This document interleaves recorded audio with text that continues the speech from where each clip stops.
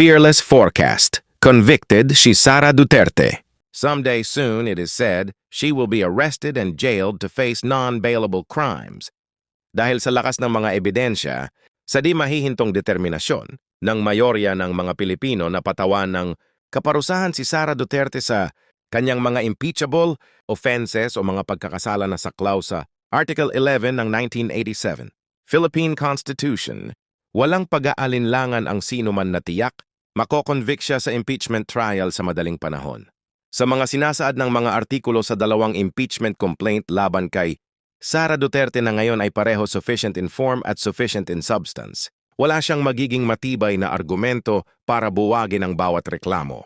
Ang Kongreso ay nagpakita ng buo at matibay na desisyon sa House Justice Committee na ituloy ang pagpapanagot kay Sara Duterte sa krimen na kayang nagawa na pulidong nakapaloob sa grounds for impeachment laban sa kanya na kinabibilangan ng culpable violation of the Constitution, bribery, graft and corruption, other high crimes, at betrayal of public trust. Noong isang araw, pinadalhan na ng notice to respond si Sara Duterte, kaugnay sa reklamong impeachment laban sa kanya sa loob ng 10 araw.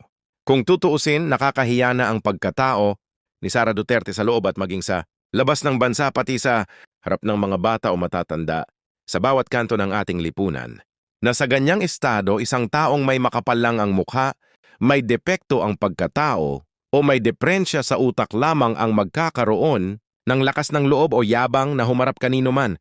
Sa buong mundo sa Pilipinas lang ang may ganitong vice-presidente na hindi lang inaakusahan ng mga seryosong krimen kundi tinuligsa at pinagtatawanan ng mental capabilities kaugnay sa maraming bagay. We are here to save the Filipino dignity and propriety of public service. That a crook one like Sara Duterte should be stopped through the legal process of impeachment. We are convinced via our fearless forecast, based on evidences, she will be convicted in the impeachment court, says legal pundits. Upon conviction, Sara Duterte faces permanent disqualification from holding public office. It will also trigger the quick and judicious legal processes of non-bailable criminal cases, e.g. plunder, malversation through perjury, etc., against her at the office of the Ombudsman.